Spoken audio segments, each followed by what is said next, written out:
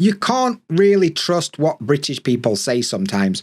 We say all these weird expressions that might sound pretty harmless, but they are, in fact, insults. We can get pretty creative when it comes to insulting each other. So in this video, I'm going to show you 8 really British ways that we insult each other. Hey up mate, and cheers for finding this video today.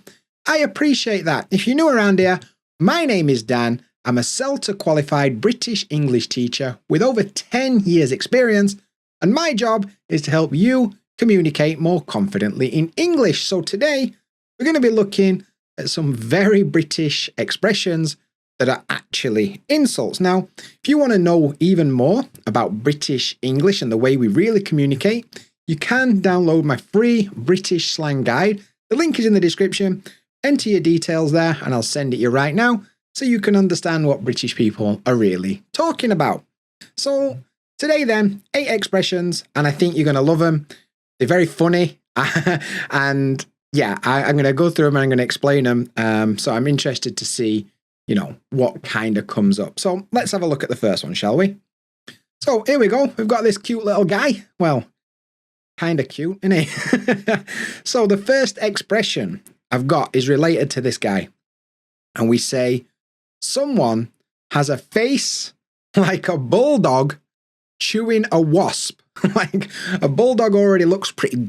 Now if they're chewing on a wasp, which is painful... So we actually use this one when we want to say that somebody is ugly.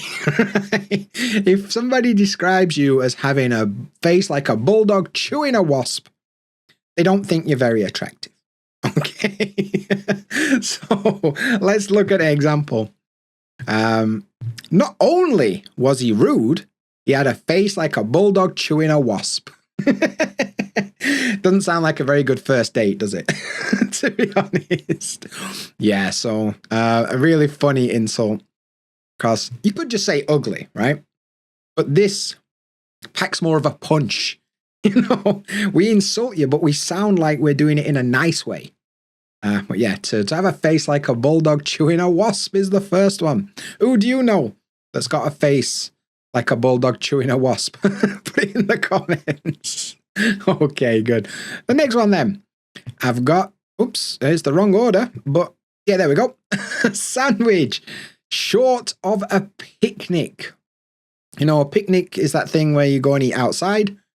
And if you're missing a sandwich, you don't have a complete picnic, do you? So if we describe somebody as being a sandwich short of a picnic, well, we're basically saying they're stupid. We're saying they've not got all the parts up here. You know what I mean? So yeah, we've got a bunch of ways to call people stupid or dumb or unintelligent. And we do it in such a way that if you're not paying attention, you won't even notice. I think I've heard other ones like not the sharpest tool in the shed, or not the brightest crayon in the box, or, the lights are on, but no one's home. But this one, a sandwich short of a picnic, is a very British one. So as an example then, it could be something like, he showed up to work on his day off. Well, I've always thought it was a sandwich short of a picnic. Ah, dear. Great insult. Great. Really funny. So, to describe someone as being a sandwich short of a picnic. Give it a go next time you think someone's an idiot. All right, cool. Next one. We've got all these guys. They're having a drink. But if you describe somebody as not being able to organize a piss-up in a brewery. Okay, let's break this down. Brewery is the place where they make alcohol, where they make beer, right? So it's like a big factory that makes alcohol, a brewery. Now, if you were in a brewery, you'd probably find it very easy to organize getting drunk, right? So in the UK, we say a piss up is like a party where you go and get drunk, okay? So if you are in a brewery, organizing a party to get drunk, a piss up, should be pretty easy, right? And if you can't do that, you're pretty useless. So we often describe somebody as not being able to organize a piss up in a brewery. They're completely useless. They can't do anything. Even easy things are too much for them. And yeah, it's a very funny one. For example, something like, John's booking the holiday. He couldn't organize a piss up in a brewery. Like, why is John doing it? Okay. Very good. Very good. We all know someone that couldn't organize a piss up in a brewery, I'm pretty sure. Cool. Next one. We've got this. It's somebody painting a wall, right? And the expression is to describe something as being like watching paint dry. Usually we describe something related to that person. We don't directly describe somebody as being like watching paint dry, but we'll say something is like watching paint dry. So, and it means it's proper boring. Like, if you had to watch while paint dries, nothing happens and it takes hours, right? Proper boring. So we often describe things as being like watching paint dry. Now, if you want to use it as an insult towards somebody, you could say something like, talking to my boss is like watching paint dry. Other version of this, talking to my boss is like pulling teeth. I'd rather pull my teeth out than talk to my boss. In that case, yeah, it's unpleasant, right? So talking to my boss is like watching paint dry. I'd rather watch paint dry than talk to my boss because I'm my own boss. So there we go. We can also describe other things like, oh, that new film was like watching paint dry. You know, pretty funny. Cool. Next one. Can you guess what this one is? What is that? Well, it's a teapot, but I don't know if you can tell, it's not made out of porcelain or china. It's made out of chocolate. Now, what do you think is going to happen if you put hot tea in that teapot that's made out of chocolate? It's probably not going to go very well, is it? The chocolate's going to melt, the tea's going to go everywhere, totally useless. So we'll describe somebody as being about as much use as a chocolate teapot, which basically is like saying that person is useless. You know? Completely useless. So, yeah, you describe somebody as being a chocolate teapot. You'll also hear as useful as a chocolate fire guard, because it's like that used to be a guard that you would put around the open fire, also useless.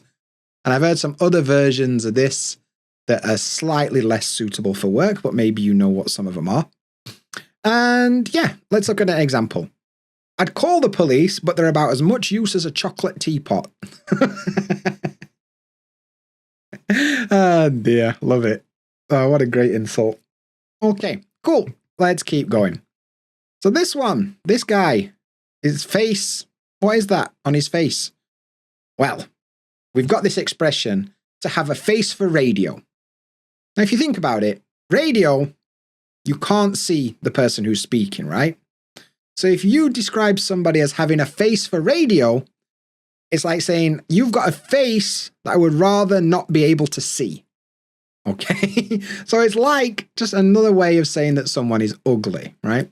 To have a face for radio, like, Jesus, that guy's got a face for radio. Oh, great, great stuff. And my mum always said that I had a face for radio. Cheers, mum. Great. Face for radio. What a great insult. Because a lot of these is like the insult is not immediately obvious, which is why it's so funny. Because you have to do a bit of thinking before you get to the insult and realize that they're making fun of you. Great. Dear. Right then, we're getting towards the last of them. What is this? Well, they're two bits of wood and they're quite short. When we've got wood like this, which is kind of like thick this way, but long, we'll call it a plank. Okay. We've got two short planks here. All right. And the insult is to describe somebody as being as thick as two short planks. Now, originally, it was thick as a plank. But then we wanted to make it stronger. So what's thicker than one plank? Well, two planks, of course. So they're as thick as two short planks. And it basically means they're stupid. They're dumb. They're an idiot. So, yeah, great. For example, he's great at football, but he's as thick as two short planks. Maybe, I don't know, David Beckham, for example. Yeah, he's great at footy, but he's as thick as two short planks. Very funny. Very good. Okay, I've got one more for you. What's this? It's a bucket. It's got a lot of holes in it. So is that bucket useful? No, it's not. Is it good to look at? No, it's not. So we could describe it as being neither use nor ornament.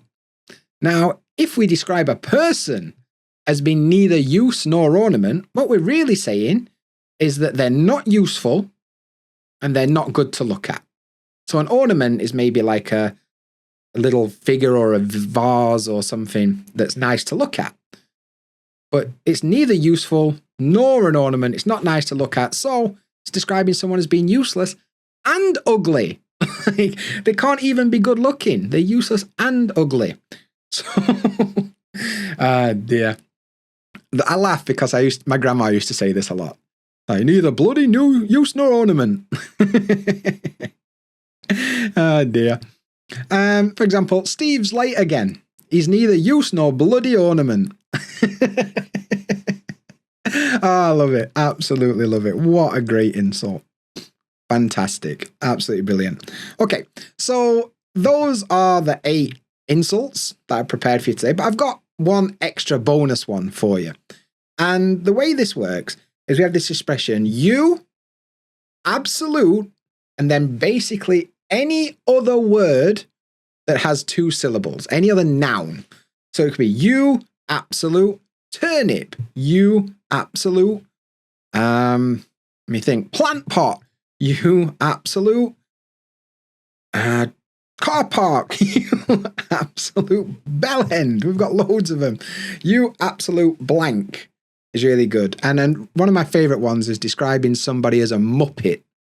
It's a very British thing. Describe somebody as a muppet.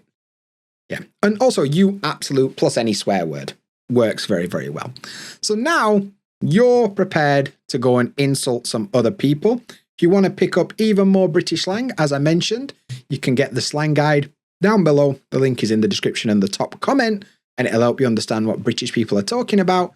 But now you've got to the end of this video, you're able to go out into the world and insult people just like us British people do. So go forth and insult, and I'll see you in the next video. See you there.